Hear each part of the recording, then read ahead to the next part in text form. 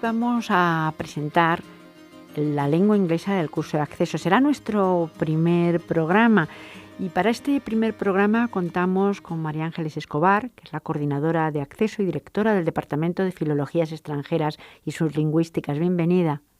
Hola a todos y bienvenidos a este nuevo curso que comienza. También está con nosotros José Javier Ávila Cabrera, profesor del Departamento de Filologías Extranjeras y sus Lingüísticas de la UNED. Bienvenido. Muchas gracias, Isabel. Gracias.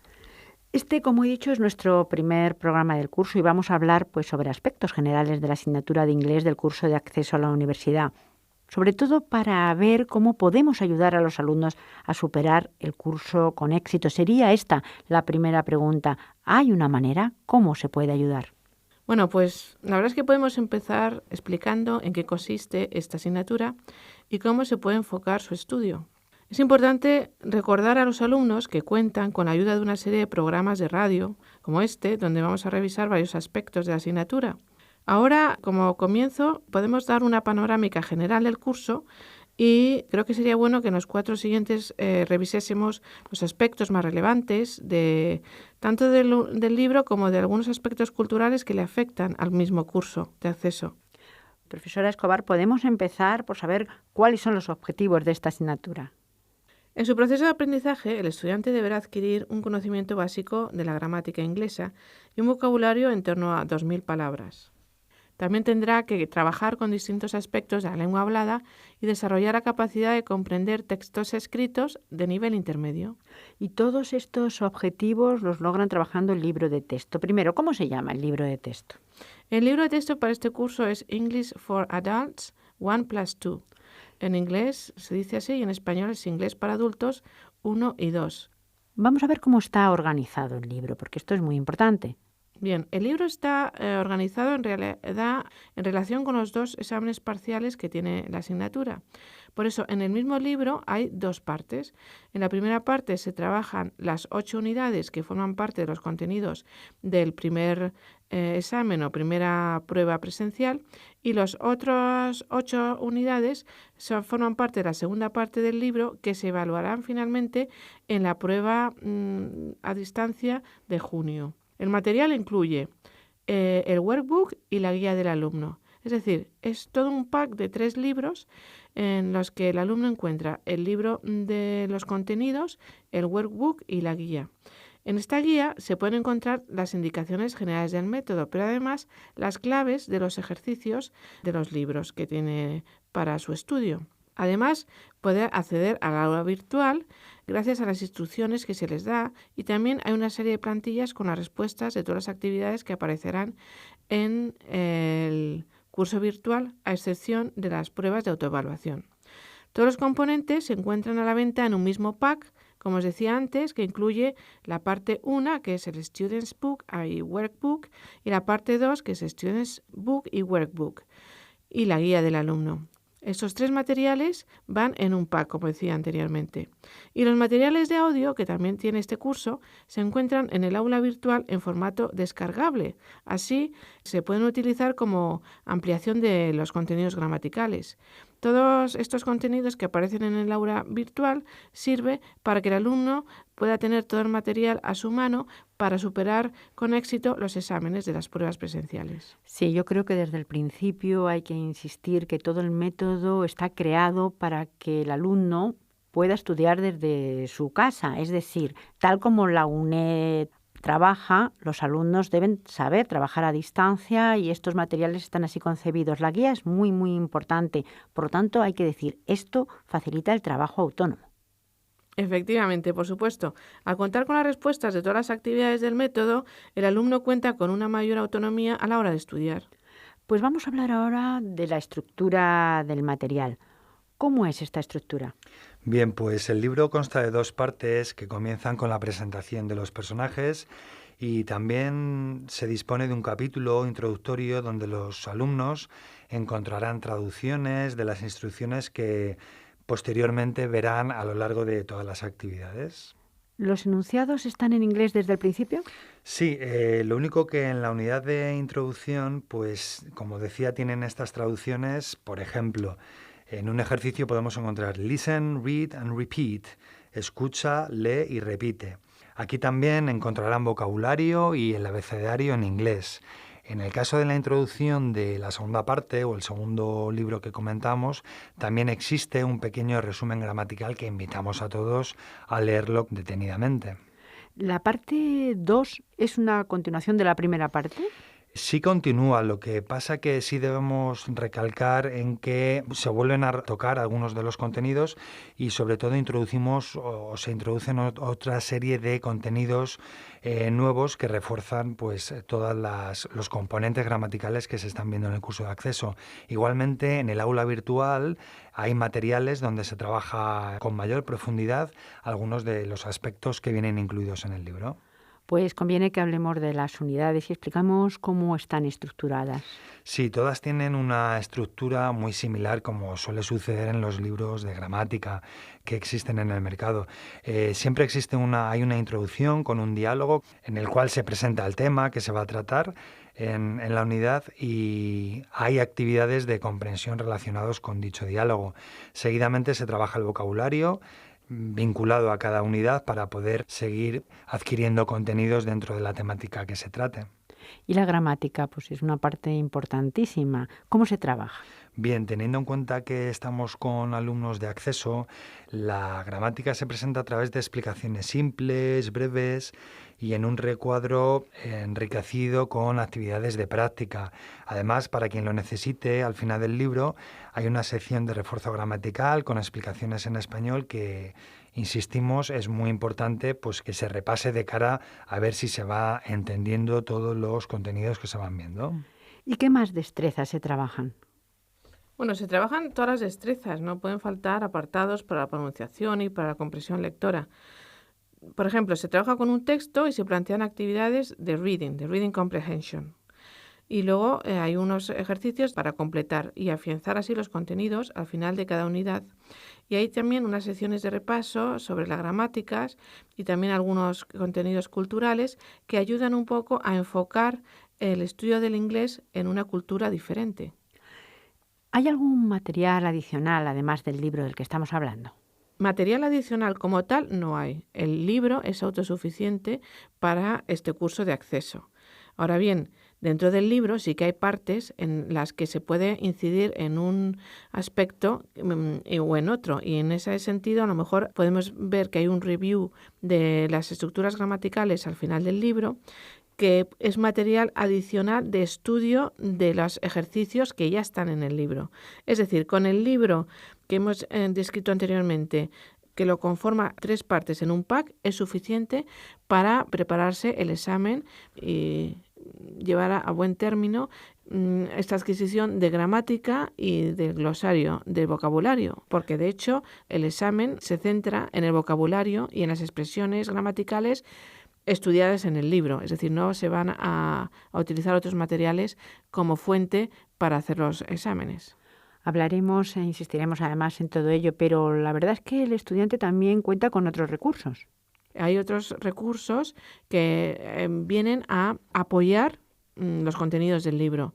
Entonces, por ejemplo, hay unos puntos gramaticales que quizás en el libro están explicados sucintamente y sí que se puede, digamos, ampliar con una serie de actividades extra que se dan en el curso virtual precisamente para poder repasar y practicar esos contenidos. También incluimos exámenes de años anteriores en los que hay ejercicios de lectura y también de gramática que también tienen sus claves en el curso que pueden ser de gran utilidad para repaso. La asignatura de lengua inglesa del curso de acceso cuenta con unas pruebas muy especiales, unas pruebas que van a ayudar muchísimo al alumno y que son las pruebas de autoevaluación. A mí me gustaría en este primer programa explicar un poco a todos nuestros alumnos en qué consisten estas pruebas. Bien, es una pregunta interesante porque nosotros utilizamos la evaluación continua que la universidad utiliza, es decir, damos importancia a lo que es la continuidad del desarrollo de los contenidos. Ahora, a la hora de evaluarlos, claro, hay una serie de pruebas objetivas que son las que se llaman o se conocen como pruebas presenciales, que son 2. Una es optativa en este curso y otra que es obligatoria, que es la de junio, que luego hablaremos de ello. Y luego además tenemos unas pruebas que llamamos de autoevaluación. Antiguamente se llamaban pruebas de evaluación a distancia, pero en realidad se trata de pruebas de autoevaluación porque las respuestas están dadas en el mismo curso y no se va a dar ninguna nota adicional sumativa a la evaluación. Por eso las tenemos que llamar pruebas de autoevaluación. Lo que habría aquí que decir es que estas pruebas de autoevaluación son muy, muy interesantes y muy importantes de cara al aprendizaje para el alumno en todas las asignaturas, pero desde luego en un idioma muchísimo más, porque el alumno con estas pruebas va viendo su evolución a lo largo del curso. Exacto, sobre todo en esta asignatura de segunda lengua en la que la práctica es importantísima. Entonces, si no hubiera este tipo de pruebas, el alumno no se podría ir autoevaluando y ver el progreso que está llevando a cabo en esta asignatura. Entonces, estos tests, que a veces se hacen en prueba de respuesta abierta con una posibilidad solo para ser un poco más correctos en la gramática, tienen como objetivo la consecución del nivel exigible en la prueba presencial final. Por eso es más que recomendable que se realicen con el sumo interés, evitando el recurso a ayudas externas de cara a resolverlas en las mismas condiciones que tendrían en el examen real. Pues este es quizá uno de los primeros consejos que damos. Primero dijimos que la guía era muy importante, que se hiciera muy bien con todos los materiales, pero desde luego que hagan las pruebas de autoevaluación porque les van a servir de muchísimo. También estamos comentando que la evaluación de los alumnos consta de 2 pruebas. Una prueba voluntaria en el mes de febrero y otra, la prueba de junio y septiembre. Bien, Isabel, es importante que maticemos estas 2 pruebas porque sí cuentan cuantitativamente de cara a la nota final. Dicha evaluación consta de 2 pruebas, una que es voluntaria y que se realiza en febrero. Solo aquellos alumnos que se encuentran en situación de haberse preparado las partes correspondientes a esa prueba, aconsejamos que se presenten, y la otra obligatoria, que es en junio o septiembre. Este tipo de pruebas se celebran en las fechas que conjuntamente se determinen para todas las asignaturas de acceso a la universidad. Pues vamos a empezar por ver cómo es el examen de febrero y cómo se evalúa. Bien, como decíamos, este examen de febrero es de carácter voluntario.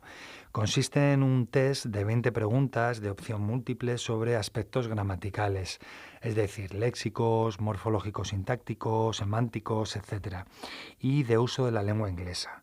Y los contenidos que se incluyen en esta prueba son los correspondientes a los 8 temas del libro English for Adults que componen la primera parte. Dadas las características de esta asignatura, esta prueba no tiene carácter eliminatorio, dado que estos temas se evalúan en febrero, son parte de la evaluación de junio y septiembre. En este caso no se permite el uso del diccionario. Ocurre que, al igual que en junio y en septiembre, las respuestas incorrectas no restan, no bajan nota. Por tanto, todo alumno debería responder a todas aquellas preguntas que se les hace.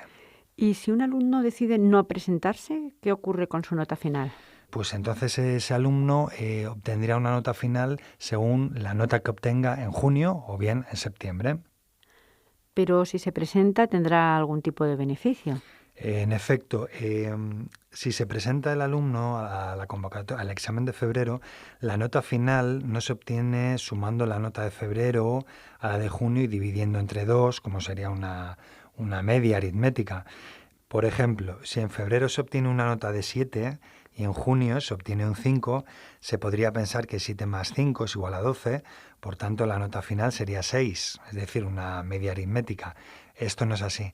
Se hace la media ponderada en una proporción a 30%, 70%. Por lo tanto, esto es importante. El examen de febrero sirve, desde luego, ayuda, desde luego, pero lo que suma es un 30% de la nota final. Esto sería la media ponderada que se haría. Y podemos aclarar un poquito más cómo es esta evaluación. Podemos verlo quizá en un caso práctico. Pues sí, vamos a hacer cuentas para que se vea más claro. El 30% de 7 es 2,1, ¿de acuerdo? Y el 70% de 5 es 3,5. Con lo cual, si sumamos 2,1 más 3,5, la nota final es 5,6 y no aquel 6 que habíamos calculado antes con el cálculo aritmético, de la media aritmética. Entonces, es verdad que este cálculo se hace siempre que le convenga al alumno. Es decir, siempre que la nota de febrero sea mejor que la de junio y no al revés.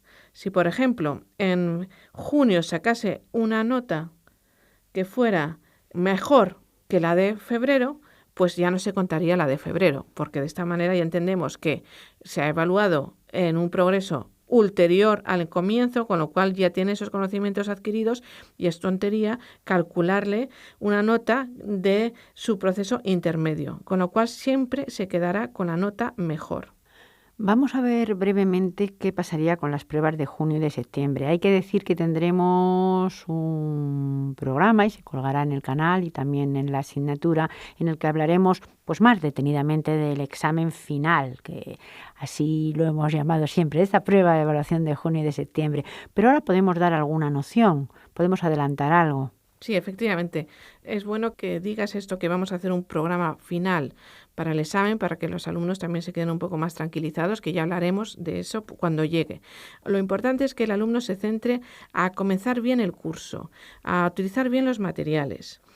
Para darte simplemente una visión general de lo que va a ser el examen, constará de una prueba de lectura, de comprensión lectora, de un texto de alrededor de 300 palabras y 20 preguntas de opción múltiple orientados a medir la comprensión de dicho texto y otras al dominio de los aspectos gramaticales, de los contenidos, por supuesto, que han aparecido en el curso virtual y en el libro, que, como hemos dicho anteriormente, los contenidos serán siempre, van a permanecer a la hora de ser evaluados en estas pruebas.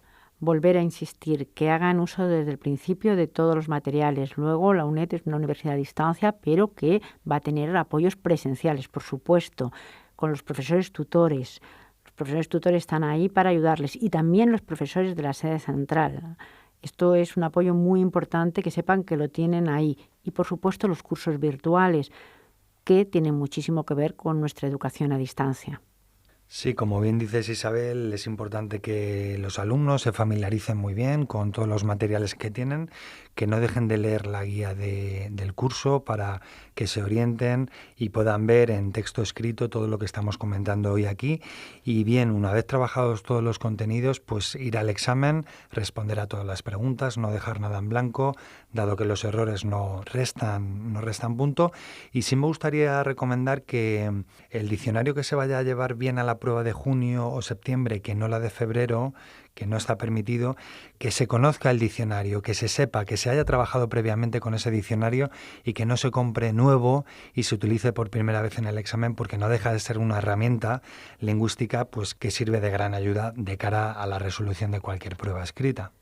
Y, profesor Escobar, dar la bienvenida, desde luego, a todos los alumnos que se han matriculado en esta asignatura, que yo sé que son muchos, y que tengan un curso sabiendo que están apoyados. Pues sí, la verdad es que es un curso muy numeroso, donde todos tenemos que tener paciencia, sobre todo el mismo alumno a la hora de su aprendizaje, siempre que estén motivados. O sea, la motivación es importante. Por eso los materiales y el curso virtual está creado para que el alumno se sienta motivado.